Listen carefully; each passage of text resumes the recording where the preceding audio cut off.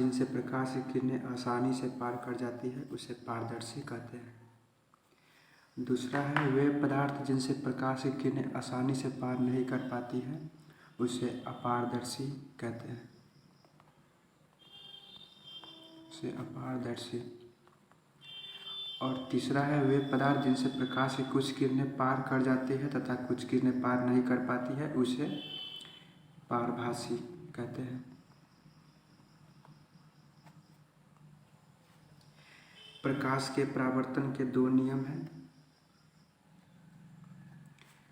परावर्तन को रिफ्लेक्शन कहते हैं। परावर्तन के दो नियम कौन कौन से हैं? तो पहला है आपतित किरण, परावर्तित किरण तथा आपतन बिंदु पर डाला गया लंब अभिलंब तीनों एक ही समतल में होते हैं। देखिए यहाँ पे ये है मिरर, मिरर पे एक पॉइंट होगा जो आपतित किरण जहाँ पे आती होगी उस पॉइंट से होकर के एक नॉर्मल गया होगा, वह फिर उसके बाद इस पॉइंट से जितने एंगल का आपतित किरण होगा उतने एंगल का रिफ्लेक्टेड किरण भी होगा। तो यहाँ पे ये अभिलंब हो गया, ये परावर्तित किरण यानी रिफ्लेक्टेड रे, और ये इंसिडेंट रे आपतित किरण, और यहाँ पे एक मिरर होगा। रिफ्लेक्शन हमेशा मिरर पे ही होता है, ये आपको ध्यान में रखना है, रिफ्लेक्शन मिरर पे होता है। वही यहाँ पे फिर से देख लीजिए, आपतित किरण, परावर्तित किरण तथा आपतन बिंदु पर, आपतन बिंदु ये है, पर डाला गया लंब तीनों एक ही समतल में होते हैं। दूसरा है आपतन कोण परावर्तन कोण के बराबर होते हैं, एंगल आई बराबर एंगल आर। आगे है दर्पण कितने प्रकार का होता है? दर्पण दो प्रकार के होते हैं, एक होता है समतल दर्पण और एक होता है गोलीय दर्पण। गोलीय दर्पण में दो प्रकार होते हैं, अवतल दर्पण और उत्तल दर्पण। समतल दर्पण एक ही प्रकार, जो हम शीशा देखते हैं उसे समतल दर्पण कहते हैं। समतल हो अथवा सपाट हो यानी कि ऐनक, उसको समतल दर्पण कहते हैं। इसी प्रकार का होता है हमारा ऐनक, एक तरफ से कलर किया होता है और एक तरफ से जिसे हम देखते हैं अपना फेस। गोलीय दर्पण जिसकी परावर्तक सतह एक खोखले गोले का भाग होता है उसे गोलीय दर्पण कहते हैं। देखिए यहाँ ये एक वृत्त बना हुआ है, वृत्त में एक इधर से अगर इतना पार्ट इधर काट ले और इधर इतना पार्ट इधर काट ले, ये जो वृत्त होता है इसका सेंटर यहाँ पे, इसे वक्रता केंद्र कहते हैं। और अगर हम इस वृत्त को अगर हम यहाँ से काटें तो हमारा अवतल दर्पण बन जाएंगे। यहाँ से देखिए, यहाँ से काटे अवतल दर्पण, और इस वृत्त को अगर हम इधर से काटें तो ये उत्तल दर्पण बन जाएंगे। और उत्तल दर्पण का वक्रता केंद्र इधर और अवतल दर्पण का भी वक्रता केंद्र इधर।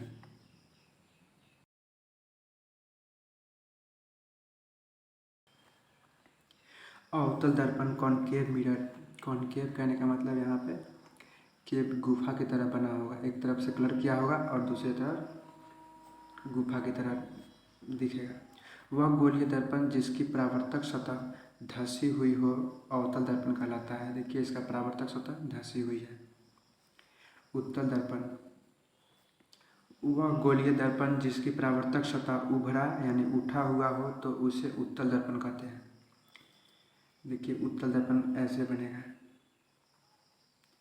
इसका उभरा हुआ एक भाग होगा और दूसरी तरफ से जो केप वाला हिस्सा होगा उसका रंगा होगा। अवतल दर्पण में केप वाला। आगे है दर्पण के मुहाने की लंबाई को दर्पण का क्या कहते हैं? तो दर्पण के जो ये मुहाने हैं, इस मुंह से लेकर के इस मुंह तक, इसके लंबाई को द्वारक कहते हैं, द्वारक। और ये दर्पण का जो बीच का जो बिंदु होगा उसे ध्रुव कहते हैं, यानी पोल मध्य बिंदु को। वैसे ही दर्पण के, देखिए यहाँ पे दर्पण के मध्य बिंदु को ध्रुव कहते हैं, यानी इंग्लिश में इसे पोल भी बोलेंगे। कोई वस्तु समतल दर्पण से जितनी आगे होती है उसका प्रतिबिंब उतना ही दर्पण के पीछे बनता है। अर्थात समतल दर्पण में वस्तु की दूरी और प्रतिबिंब की दूरी दोनों बराबर होती है। ऐनक में जितना पीछे आप होंगे उतना ही आगे ऐनक के अंदर प्रतिबिंब बनेगा। अवतल दर्पण की फोकस दूरी ऋणात्मक होती है, ऋणात्मक, और उत्तल दर्पण की फोकस दूरी धनात्मक होती है। अवतल दर्पण की फोकस दूरी ऋणात्मक और उत्तल दर्पण की फोकस दूरी धनात्मक। अगर यहाँ पे उत्तल लेंस भी होती तो धनात्मक, और यहाँ पे अवतल लेंस भी होता तो ऋणात्मक में फोकस दूरी होता है। यानी कि अवतल दर्पण हो या लेंस हो, उसका फोकस दूरी ऋणात्मक, और यहाँ पे उत्तल लेंस हो या उत्तल दर्पण हो, दोनों की फोकस दूरी धनात्मक होती है। कंफ्यूज नहीं होना है। दर्पण सूत्र होता है 1/v + 1/u = 1/f। अगर यहाँ पे लेंस लिखा होता तो लेंस का सूत्र होता है 1/v - 1/u = 1/f। यहाँ पे सिर्फ माइनस आ जाता है। आवर्धन का क्या होता है? तो प्रतिबिंब की ऊंचाई और वस्तु की ऊंचाई के अनुपात को आवर्धन कहते हैं। देखिए यहाँ पे प्रतिबिंब की ऊंचाई बटे वस्तु की ऊंचाई, नीचे वस्तु की ऊंचाई रखनी है और ऊपर प्रतिबिंब की ऊंचाई। प्रतिबिंब की ऊंचाई को h' और वस्तु की ऊंचाई को h, यानी वस्तु की ऊंचाई कहने का मतलब यहाँ पे ओरिजिनल, तो ओरिजिनल को हम h लिखेंगे और जो नया बनेगा उसका यानी प्रतिबिंब तो उसको h' -v/u। आवर्धन का मान हमेशा ऋणात्मक में होता है, यानी m = -v/u। v वस्तु की प्रतिबिंब की ऊंचाई और नीचे वस्तु की ऊंचाई। आगे है फोकस = रेडियस/2, यानी कि जो फोकस दूरी होता है वो हमारा रेडियस ऑफ कर्वेचर का आधा होता है। या इसको इस तरह से भी बोला जा सकता है कि फोकस दूरी का दुगुना रेडियस ऑफ कर्वेचर होता है। अवतल दर्पण तथा उत्तल दर्पण के लिए, दोनों के लिए ये सत्य है। प्रकाश का अपवर्तन, रिफ्रैक्शन ऑफ लाइट, और यहाँ पे रिफ्रैक्शन होगा, अपवर्तन का इंग्लिश में रिफ्रैक्शन, और यहाँ पे परावर्तन रहता तो उसका रिफ्लेक्शन। परावर्तन हमेशा मिरर में प्राप्त किया जाता है क्योंकि उसमें रे आती है और चली जाती है, और यहाँ पे रिफ्रैक्शन है। रिफ्लेक्शन में दो माध्यम की जरूरत होती है, लाइट आए और वापस न जा करके दूसरे मीडियम में चला जाए। तो इसके दो नियम होते हैं। तो इसको सबसे पहले एक नॉर्मल बना लेनी है, उसके बाद एक सरफेस, फिर आपको एक इंसिडेंट रे डालना है, यानी आपतित किरण जब इस बिंदु से होकर के यहाँ पे आगे की तरफ दूसरे मीडियम में जाएगी तो यहाँ पे अपवर्तित कहलाएगी। और अपवर्तित, ये जो यहाँ से जो सीधी लाइन आई है वो सीधी इधर तरफ होगा, लेकिन विरल माध्यम से जब सघन माध्यम में लाइट जाती है तो अपने नॉर्मल की तरफ यानी अभिलंब की तरफ झुक जाती है। तो इसको समझने के लिए आप ध्यान से सुनिएगा। जैसे विरल माध्यम, यहाँ पे देखिए विरल माध्यम को हम कमज़ोर लिखे हुए हैं और यहाँ पे सघन को मजबूत। उसे ही विरल माध्यम को कमज़ोर और सघन को मजबूत। सघन मतलब ठोस। तो जब आप जैसे मान लीजिए कि आप कम पैसे वाले हैं और आप ज़्यादा पैसे वाले जब बनेंगे तो आपके साथ सब जुड़ेंगे, यानी कि सटेंगे, यानी नॉर्मल से सटेंगे। इस तरीके से इसको याद रख लेना है। फिर दूसरा देखिए, सेम ऐसे ही नॉर्मल बना लेनी है, फिर आपको एक सरफेस बना लेना है जिससे लाइट रिएक्ट हो जाए दूसरे मीडियम में। तो यहाँ पे आपतित के यानी इंसिडेंट रे, नॉर्मल, विलंब, और यहाँ पे इधर था विरल से सघन और यहाँ है सघन से विरल। ये दोनों अलग अलग होते हैं, अपवर्तन के नियम है। तो सघन माध्यम से जब विरल माध्यम जाइएगा, यानी आप लीजिए वही एग्जाम्पल, जैसे आपके पास खूब पैसे होंगे तो आपके दोस्त आपके साथ रहेंगे तो आप मजबूत है उस समय। और जब आप मजबूत से जब कमज़ोर में जाइएगा, जिस समय आपके पास पैसा नहीं रहेगा, तो आपके दोस्त आपका साथ छोड़ करके चले जाएंगे, यानी नॉर्मल से दूर चला जाएंगे। तो इसी तरीके से याद रखना है क्या। फिर एक बार देख लीजिए, जब आप गरीबी से धनिक में जाते हैं तो आपके साथ सब जुड़ेंगे, और जब आप अमीरी से गरीबी में जाइएगा तो आपका साथ सब छोड़ देंगे, यानी नॉर्मल से दूर चले जाएंगे। यहाँ पे इसको इंसिडेंट रे को एंगल आई और इसको एंगल आर, ये जो है ये लाइन यहाँ सीधी आनी चाहिए और ये लाइन यहाँ सीधी आनी चाहिए, लेकिन ये दूर हटेगी और ये नॉर्मल से सटेगी, ये नॉर्मल से दूर हटेगी। और ये होता है रिफ्लेक्टेड रे, अपवर्तित किरण, रिफ्रैक्टेड रे, अपवर्तित किरण। यहाँ पे एंगल आर और ऊपर में एंगल आई, इंसिडेंट को एंगल आई से और रिफ्लेक्टेड को एंगल आर से।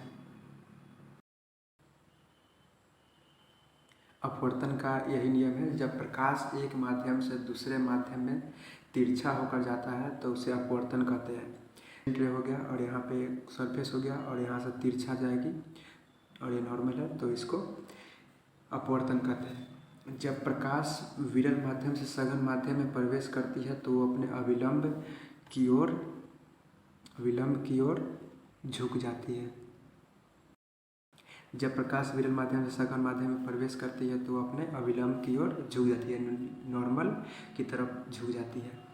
वैसे ही जब प्रकाश सघन माध्यम से विरल माध्यम में प्रवेश करती है तो वो अपने अविलंब से दूर हट जाती है। जब आप अमीरी से गरीबी में जाते हैं तो आपके साथ जो अमीरी में रह रहे थे वो आपका साथ छोड़ देते हैं, यानी दूर हट जाते हैं। निर्वात में प्रकाश की चाल 3 लाख किलोमीटर प्रति सेकेंड या फिर इसको 3 × 10⁸ मीटर प्रति सेकेंड लिख सकते हैं, उसका वैल्यू होता है। और जल में प्रकाश की चाल 2.25 × 10⁸ मीटर पर सेकेंड होता है। कांच में प्रकाश की चाल 2 × 10⁸ मीटर पर सेकेंड होता है। अगर इस तरह का जो आपको कन्वर्जन नहीं आता है कि 3 लाख को कैसे लिखेंगे 3 × 10⁸ मीटर पर सेकेंड, किलोमीटर को सेकेंड में कैसे, तो आप कमेंट कर सकते हैं। इसके लिए आपको एक अलग से वीडियो बना करके समझा देंगे। माध्यमों को अलग करने वाली सतह के जिस बिंदु पर आपतित किरण आकर पड़ती है बिंदु कहते हैं। आपतन बिंदु कहते हैं। ऐसे ही आपतन बिंदु पर डाले गए लंब को अभिलंब कहते हैं। अपवर्तन के बाद दूसरे माध्यम में प्रवेश करने वाली किरण को कहते हैं अपवर्तित किरण कहते हैं। और आपतित किरण और अभिलंब के बीच बने कोण को आपतन कोण कहते हैं। ऐसे ही अपवर्तित किरण जो यहाँ पे अपवर्तन के बाद दूसरे माध्यम में प्रवेश करती है उसे अपवर्तित कहते हैं। अपवर्तित किरण और अभिलंब के बीच बने कोण को अपवर्तन कोण कहते हैं। अपवर्तन कोण कहते हैं। यहाँ पे है आपतन बिंदु और ये अपवर्तित किरण जब आगे बढ़ेगी तो यही आपतित किरण अपवर्तित किरण हो जाएगी।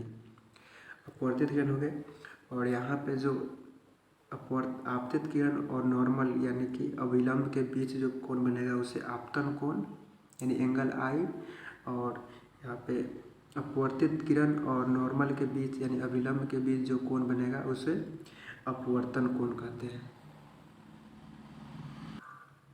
अपवर्तनांक रिफ्रैक्टिव इंडेक्स में प्रकाश की चाल तथा उस माध्यम में प्रकाश की चाल के अनुपात को अपवर्तनांक कहते हैं। यानी अपवर्तनांक बराबर निर्वात में प्रकाश की चाल बटे माध्यम में प्रकाश की चाल का अनुपात होता है अपवर्तनांक। रिफ्रैक्टिव इंडेक्स यानी इसको n की तरह बनाते हैं और इक्वल टू c/v यानी कि c light speed of light निर्वात में प्रकाश की चाल और ये भी फेज वेलोसिटी ऑफ लाइट यानी माध्यम में प्रकाश की चाल। अपवर्तनांक अगर आपको जल का निकालना हो, जैसे यहाँ पे जल का अपवर्तनांक निकाले तो अपवर्तनांक रिफ्रैक्टिव इंडेक्स को n और c/v